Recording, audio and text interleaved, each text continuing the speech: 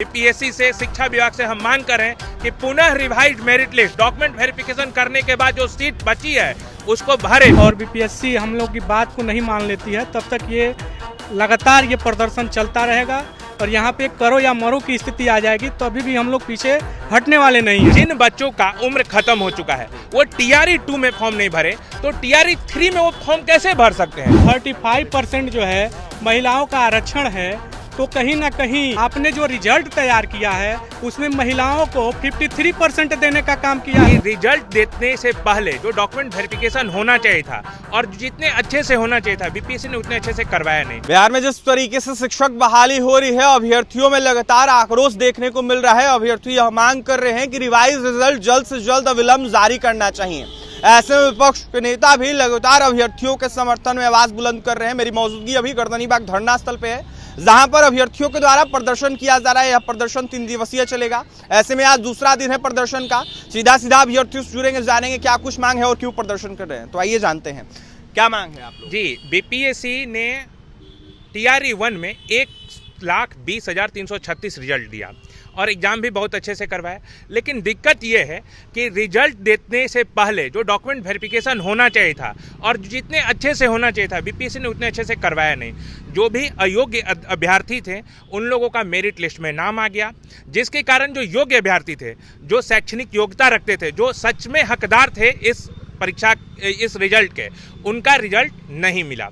तो मैं बीपीएससी से आग्रह करता हूं कि पुनः एक बार इस रिजल्ट पर विचार करें। जो भी उनके पास बीपीएससी टीआरई 1 में सीट बची है उनको फिर से रिवाइज्ड मेरिट लिस्ट से भरा जाए, ये मेरी मांग है। आप रिवाइज रिजल्ट की मांग कर रहे हैं, आपके साथी रिवाइज मेरिट लिस्ट की रिजल्ट की मांग कर रहे हैं। ऐसे में सरकार के द्वारा कहा जा रहा है कि हम नियुक्ति लगातार ले रहे हैं। सेकंड फेज की बहाली को देखते हुए मकर संक्रांति से पहले नियुक्ति पत्र बांटा जाएगा। थर्ड फेज की बहाली को लेकर भी कहीं ना कहीं घोषणा कर दी गई है। ऐसे में तैयारी क्यों नहीं कर रहे हैं आप लोग, प्रदर्शन क्यों कर रहे हैं और रिवाइज रिजल्ट की क्यों मांग कर रहे हैं? जी देखिए, जिन बच्चों का उम्र खत्म हो चुका है वो टीआरई 2 में फॉर्म नहीं भरे तो टीआरई 3 में वो फॉर्म कैसे भर सकते हैं। ये सरकार को, बीपीएससी को, शिक्षा विभाग को समझना चाहिए कि जिस बच्चे का उम्र खत्म हो गया है, जो बच्चे टीआरई 1 बस दिए हैं और वो बाउंड्री लाइन पर हैं, ऐसा नहीं कि बहुत पीछे हैं, बाउंड्री लाइन पर है, और सरकार, बीपीएससी और शिक्षा विभाग, इन्हीं की गलतियों के कारण वो बच्चे आज बाहर हो गए हैं। अगर डॉक्यूमेंट वेरिफिकेशन बहुत बढ़िया से होता, जो फर्जी बच्चे हैं वो अगर मेरिट लिस्ट में नहीं आते, बीपीएससी डॉक्यूमेंट वेरिफिकेशन अच्छे से करवाकर मेरिट लिस्ट बनाता, तब जाकर जो जायज बच्चे थे वो आ सकते थे। तो इसीलिए बार बार बीपीएससी से, शिक्षा विभाग से हम मांग कर रहे हैं कि पुनः revised merit list document verification करने के बाद जो सीट बची है उसको भरे। पुनः रिवाइज्ड मेरिट लिस्ट लाकर जो जायज बच्चे हैं, जो योग्य बच्चे हैं, उनको बोर्ड पर लेकर जाएं, ना कि उनको रोड पर इस ठंडे में गर्दनीबाग में छोड़ दें। ये आंदोलन कहाँ तक जाएगा? ये आंदोलन अनिश्चितकालीन चलेगा। जब तक सरकार और बीपीएससी हम लोग की बात को नहीं मान लेती है तब तक ये लगातार ये प्रदर्शन चलता रहेगा और यहाँ पे करो या मरो की स्थिति आ जाएगी तो अभी भी हम लोग पीछे हटने वाले नहीं हैं, क्योंकि हम लोग का लाइफ का सवाल है। और जब तक ये हमारी सरकार बात को मान नहीं लेती है, बीपीएससी के चेयरमैन माननीय अतुल कुमार सिंह नहीं मान सकते हैं, तब तक हम लोग ये प्रदर्शन जारी रहेगा। युवा विरोधी है सरकार? बिल्कुल युवा विरोधी है सरकारी। अब मेरे साथ जो है करो या मरो की स्थिति है। बीपीएस ये सरकार चाह रही है कि टीआरई 1 का जो है कुछ सीट बचा के टीआरई 3 में भेजा जाए। हम ये 20,000 सीट ऐड किया जा रहा है। हाँ, 20,000 या ज़्यादा उससे भी है। और लेकिन हम ये सरकार से कहना चाह रहे हैं कि जिसका की उम्र खत्म हो गया, मेरा कंप्यूटर साइंस में हम बाउंड्री लाइन पे हैं और जो है मेरा एज खत्म हो गया है कि हम टीआरई 2 या टीआरई 3 में कैसे फॉर्म फिलअप करें। इसीलिए हम सरकार से या यदि बीपीएससी के चेयरमैन अतुल प्रसाद जी से ये कहना चाहते हैं कि आप अपने विज्ञप्ति का अक्षरशः पालन कीजिए और जो अभ्यर्थी अयोग्य है उसको हटा के जो योग्य अभ्यर्थी है, अगर उसमें मेरा नहीं होगा तो हम नहीं मांगने आएंगे। अगर मेरा हो गया तो मेरा तो एज रह जाएगा, मेरा हो जाएगा। सरकार से क्या कुछ मांगा? देखिए, सरकार यहाँ कह रहा है कि 75% महिलाओं का आरक्षण है, 75% 30% बोल रहा है। आप देखें जितना विषय का रिजल्ट हुआ है सब पर 55 महिला का सेम टू सेम जा रहा है। कट खाली है, सीट खाली है। तो बताइए, बोल रहा है कि महिलाओं का आरक्षण है तो महिलाओं का कहाँ का आरक्षण बताइए। तो मेरा वाइफ का 2 नंबर से छट गया है हिस्ट्री में, अब 50 नंबर है, तो 2 नंबर के लिए बताइए हम 13 से बीएड करवाए हैं 2013 में। छोटा छोटा बच्चा लेकर के हम धरना तो नहीं देंगे। यूपी में सुपर टेट 4 साल से था, यहाँ पर 2-3 साल से लागू हुआ, तो हम लोग को उतना तैयारी माने इतना तो अति नहीं था।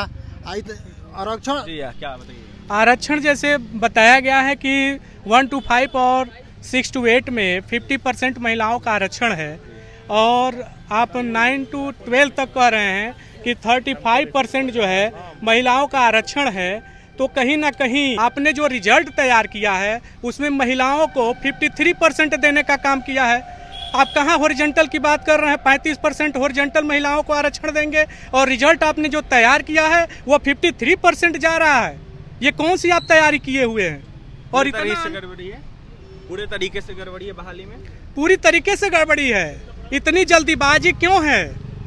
आप जल्दी अब बिना कैलेंडर का ही जल्दी आपने कहा था कि हम 15 जनवरी के बाद रिजल्ट निकालेंगे, आपने दिसंबर में ही निकाल दिया। इतनी आनंद फानंद में क्या है? आज दूसरा दिन है आंदोलन का, ऐसे में सरकार के कोई नुमाइंदे या फिर कोई अधिकारी नहीं आए? अभी तक तो सर किसी ने नहीं आया है, अब आगे देखते हैं। अभी तक तो किसी ने, हम लोग आवाज़ उठा रहे और आगे भी उठाते रहे। सर मेरा योग से या सरकार से ये पूछना है सर कि इस TRE 1 का जो सीट था इस पे किस बच्चों का अधिकार था, बस इस बात का जवाब दें। हम लोग ने इसका कैंडिडेट है, हम लोग एलिजिबिलिटी क्राइटेरिया फुलफिल करते हैं, मार्क्स लाए, इस पे अधिकार कितना होना चाहिए? ये तो वही बात हो गई कि कोई सामान खरीदने गए, उसमें 10 गो है तो बोलेगा 6 गो अभी मिलेगा, 4 गो बाद में मिलेगा। सरकार तो यही कर रही है। अभी सीट निकाला कि हमने 1,20,000 का दिया, अभी वो बात होता ना कि बस ढिंढोरा पीट दिया कि 1,20,000 को हमने नौकरी दिया, उसमें से 30,000 लोग को खाली कर दिया क्योंकि डॉक्यूमेंट वेरिफिकेशन आपने नहीं किया। अगर वो 30,000 सीट बचती है उसमें तो वो बच्चे जरूर आते जो पास किए हुए हैं, जो उसके बाउंड्री लाइन पे उसके बाद वाले ना उनको लिया जाता क्योंकि उनके डॉक्यूमेंट सब है। तो हम लोग जितने भी बच्चे यहाँ पे, कोई बाउंड्री लाइन पे, कोई डेट ऑफ बर्थ से छूटा, कोई 1 नंबर 2 नंबर, हम लोग दर की ठोकर खा रहे हैं। इसका जब आपको कहते हैं अगर रिवाइज रिजल्ट तो मांग करते ही है कि फिर से अगर रिजल्ट दो तो उसमें गड़बड़ी ना हो, वो डॉक्यूमेंट वेरिफिकेशन अच्छे से हो तब रिजल्ट निकाला जाए। अब बताइए हम लोग किससे पूछे? आयोग जवाब दे दे किसकी गलती है, उसकी गलती की सजा हम लोग क्यों भुगते? डॉक्यूमेंट वेरिफिकेशन उसने भी नहीं किया था। और एग्जाम ऐसा तो नहीं है कि हम लोग ने और एग्जाम नहीं दिया था, वहाँ पे तो हमने सवाल नहीं उठाया। तो कुछ ना कुछ तो सोचना चाहिए कि गड़बड़ी होगा तभी तो इतना हो हल्ला हो रहा है। ऐसे तो हम लोग का शौक नहीं है, पढ़े लिखे हैं हम लोग, तो ऐसे नहीं कि हम लोग का शौक है कि हंगामा करे या नेता बनना है। किसी को नेता नहीं बनना, तो सरकार को इस पक्ष में सोचना चाहिए। अगर नहीं होता तो हम लोग चले रहते हैं। भाषा को खत्म कर दे, बताइए। देखिए अभ्यर्थियों में आक्रोश है, अभ्यर्थी लगातार आंदोलन कर रहे हैं और यह मांग कर रहे हैं कि रिवाइज रिजल्ट जारी होना चाहिए। महिला आरक्षण को खत्म कर दिया गया और अभ्यर्थियों के द्वारा लगातार यह मांग किया जा रहा है कि तमाम जो विसंगतियां है उसको दूर किया जाए। फिलहाल देखने वाली बात यह होगी सरकार क्या कुछ अभ्यर्थियों की मांगों को करती है और मांग कब तक पूरा होता है। 3 दिवसीय धरना प्रदर्शन गर्दनीबाग धरना स्थल पर जारी है और भी तमाम खबरों के लिए MC24 के साथ बने रहे पटना से सहयोगी अमित के साथ अभिषेक की रिपोर्ट।